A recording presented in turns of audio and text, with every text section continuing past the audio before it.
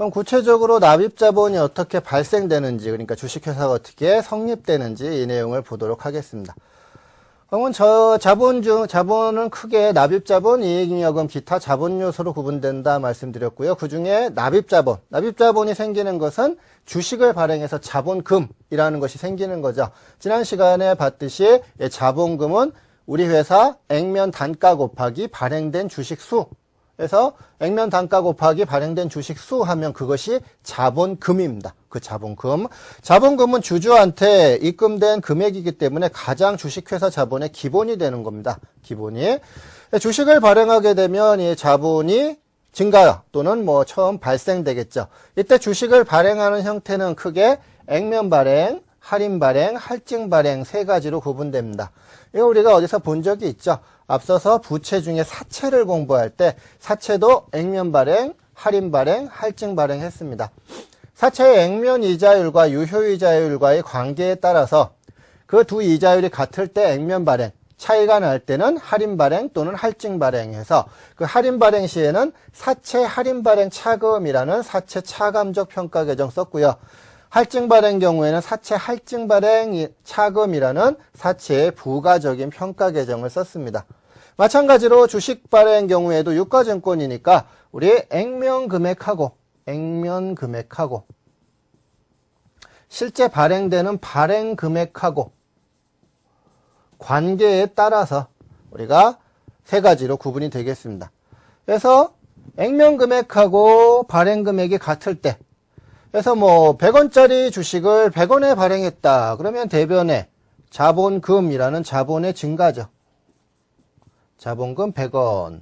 이것이 실제 발행도 100원에 발행됐다. 그럼 100원 하면 끝나는 거죠. 이것이 액면 발행입니다. 액면 발행. 그 다음 액면 금액과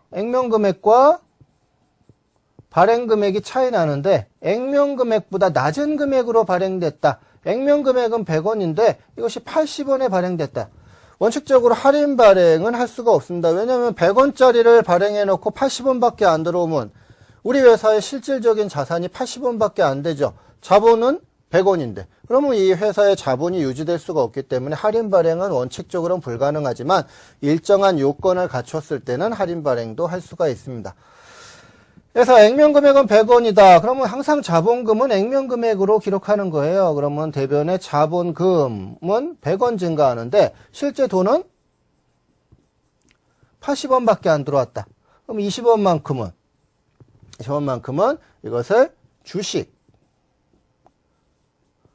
할인 발행 차금이라고 처리합니다. 자본거래예요. 이런 것들이 주주와의 거래가 자본거래인데요. 자본거래에서 지금 비용이 발생됐죠. 이것은 수익비용으로 가는 비용이 아니라 이것도 자본입니다. 자본거래에서 발생한 비용은 비용이 아니라 자본이다. 근데 자본인데 차변에서 발생됐죠. 지난 시간 말씀드렸듯이 자본은 대변에서 증가하고 차변에 감소되죠. 근데 처음 생길 때 차변에 생기니까 이건 자본의 차감 항목입니다. 그래서 이러한 주식 할인 발행 차금이 납입자본에 속하느냐 아니면 자본유지 조정에 속하느냐 이것은 하나도 중요한 것이 아니다 말씀드렸어요. 주식 할인 발행 차금은 주식을 액면 금액보다 낮은 금액으로 할인 발행했을 때 그 차액을 주식 할인 발행 차금이라고 하고 주식 할인 발행 차금은 자본의 차감 항목이다.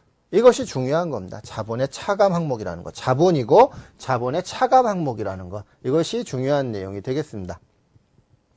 주식 할인 발행 차금은 나중에 잉여금의 처분으로 처리가 되겠습니다. 주식 할인 발행 차금. 반대로 할증 발행도 있을 수가 있겠죠. 일반적인 경우는 대부분 할증 발행입니다.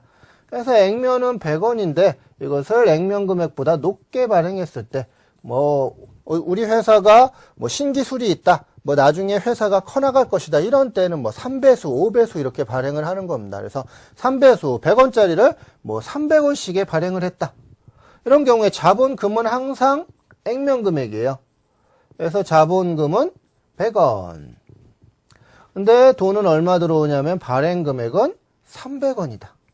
자본거래에서 수익이 생겼죠. 차익이 생겼죠. 이것도 마찬가지로 수익이 아니라 자본으로 처리한다. 이것을 주식 발행 초과금이라고 부릅니다. 주식 발행 초과금 200원.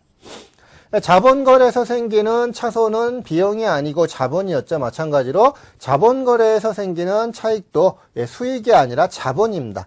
대변에서 발생됐으니까 자본의 가산 항목이죠. 주식 발행 초과금은 주식을 액면금액보다 높게 할증 발행했을 때 그 차익을 주식 발행 초과금이라고 부르고요. 자본의 가산 항목이다. 이것이 중요한 내용이 되겠습니다. 주식의 가산 항목.